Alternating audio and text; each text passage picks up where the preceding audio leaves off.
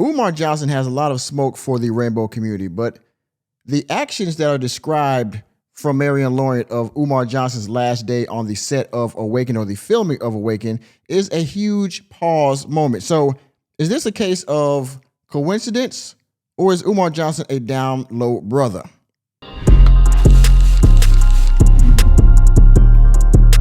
We are back on Umar Johnson's neck, everyone. Now, per the last video that you saw about Umar Johnson on my channel, you know who this woman is, Marion Lawrence. She is an independent film producer from Cleveland, Ohio.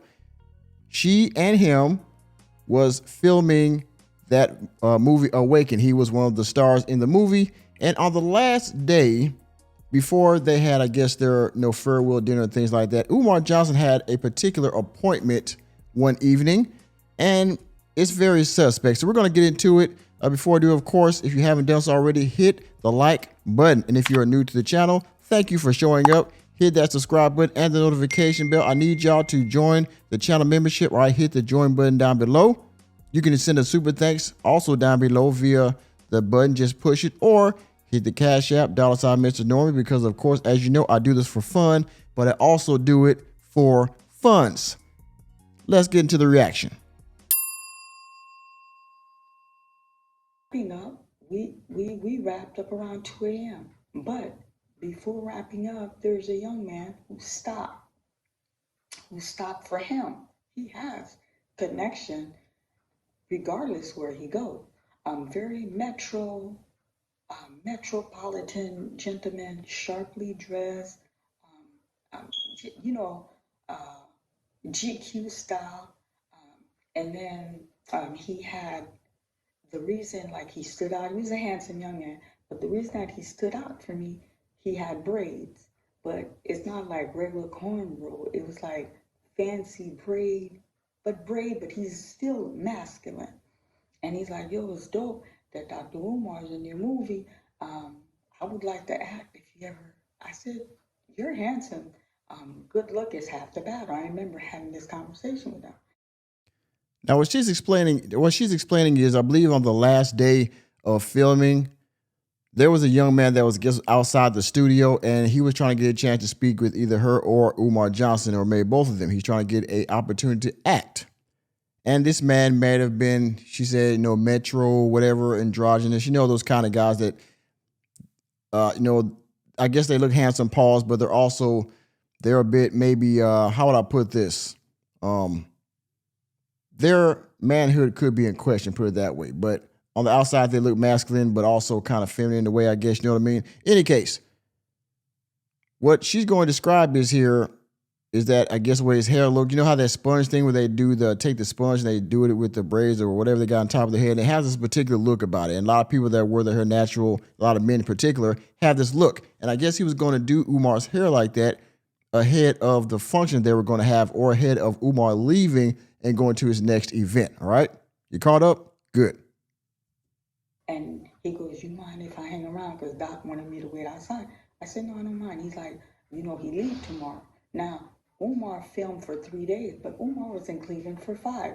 The very first day when he came, I told you guys he wasn't happy with the hotel accommodation.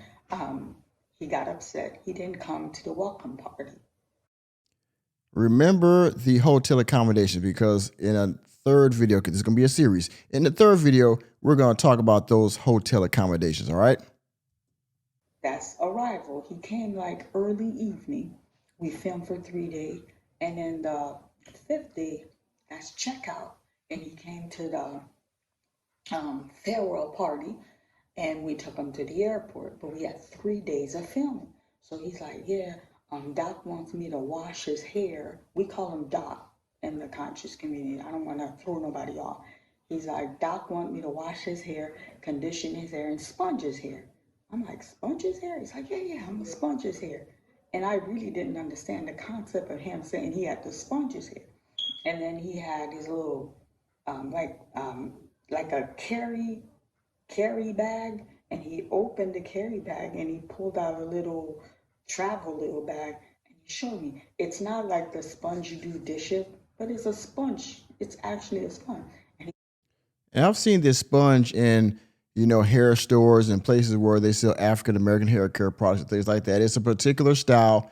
I assume it takes a bit of skill to get your hair to look like this, to look like that, using certain chemicals and byproducts and the sponge and all those kind of things. So long story short, Umar Johnson and him, collaborated to get his hair done one evening. And as you'll see here soon, I won't spoil it for you, but this man is going to go to Umar Johnson's room one evening in order to do his hair. And the rest is interesting. Yeah, after I wash his hair, I condition it. I do a motion. I mean, he explained it. And he said, yeah, it's going to look real nice.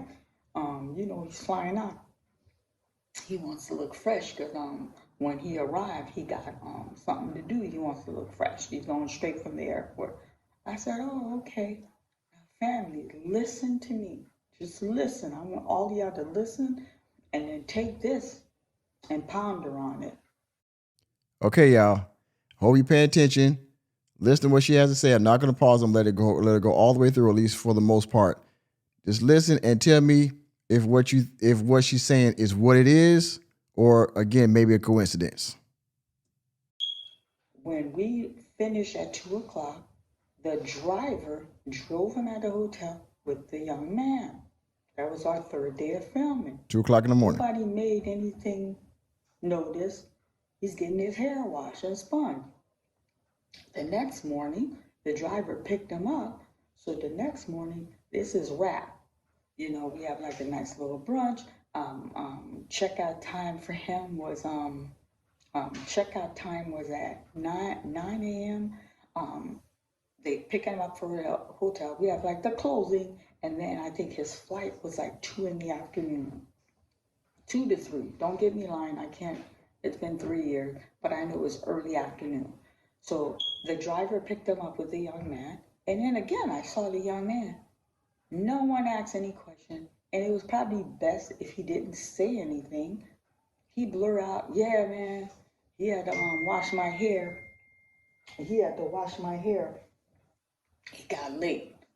But it was late. We wrapped at 2:00. He crashed on the couch. Family. Lorient Vision Production booked the hotel room. There was no couch. There's a chair. Because my assistant and I, once we booked, paid for the hotel, I went to Giant Eagle. I got some refreshment. I got some veggie chip. I got some stuff. And she came with a basket. We load the basket, and I bought Avion water because that's what he requested. And we put in the room for him to have snack. I was with my assistant. This is before he landed in Cleveland. It was one bed, a chair. There's a desk and a chair, and like a sitting chair, the bed, the desk, and a chair, and then the refrigerator. I entered the room with my assistant because we put a welcome basket for him. So when he walked in, and when we put the welcome basket, we stopped at the desk. I returned the key, because the room was already paid and rented for. I said, well, here's the key. When he checked in, you guys could just go ahead and give him the key. And they're like, do you want us to rekey it? And, I can't remember word for word, but we were done. When he walked in, because we're having run, this is his farewell. All right, let's pause it real quick. Hold up. And well, guys, if I could still show you around, here is the biggest, gayest man in the world. Now, this young man went to this guy's room at 2:00 in the morning. The checkout was at 9:00. Now, I don't know about this whole sponge procedure for an individual's hair, but I don't think it takes that long. Now, the insinuation is that this man stayed in Umar Johnson's room, overnight or early into the morning, right? Now, the contrast is you didn't allow this young lady to stay in your room overnight because of your image, but you weren't worried about your image to let a young man, a metrosexual man, stay in your room and do your hair and wash it and sponge it and all that, and then stay in your room overnight. My True, I bag like at? when you like this, Daddy. Yeah, where you put my bag Daddy, at, I like Mr. when Lee? you Oh, when you it's right here, scrambling it's and right scraping. And as much as you rail against the rainbow community, you allowed this man to stay in your room. I mean, overnight, right? Again, the room accommodation is going to come up in a separate video because she actually went and did a video where she went back to the exact room he stayed in to show the layout and the way the room looked, the layout, okay? And there's nowhere in there you can put a couch. Maybe he fell asleep on the chair, or it could be that he fell asleep in the bed. Thank you for Good having morning. me. Morning to you. Why are you gay?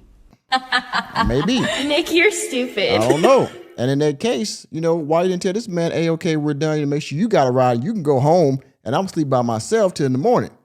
So you will let this man sleep in the bed with, you allow this man to sleep over in your room. I don't know where he slept at, so let me not, throw out some false allegations or, I don't want to, but you allow this man to stay the night with you somewhere in that room till the next morning, but you wouldn't let the young lady that you got some vagina from, you wouldn't allow her to stay in the room till the morning. Enemy spotted. Yeah.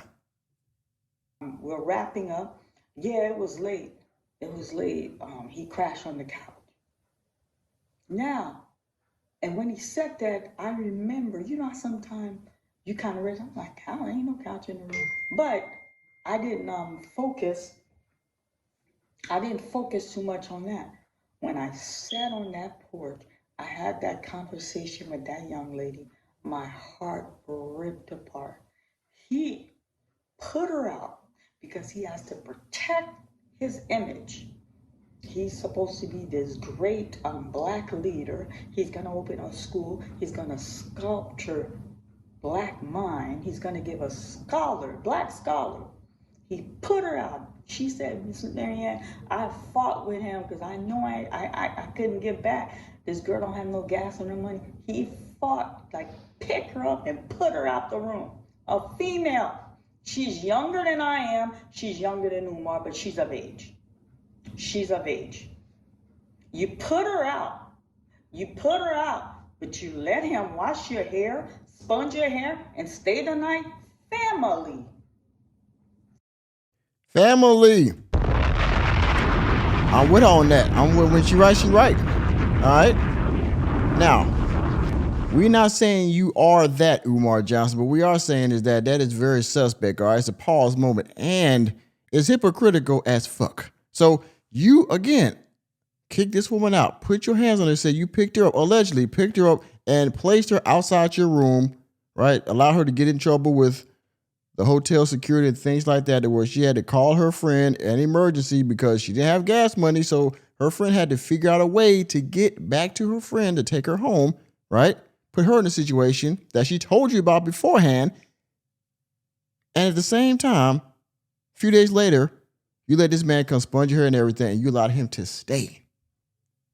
Hey, y'all let me know what y'all think about it down in the comment section. I'm going to let it play a little bit more. This is the character of a man that we're dealing with. That's why when all of us sat and nobody kind of want to give that return of fee, I didn't flinch. Because you know why I didn't flinch? This man, I am a person that he connected with. He reached out to me. I didn't know that man from Adam. Now, I'm going to let it stop right there.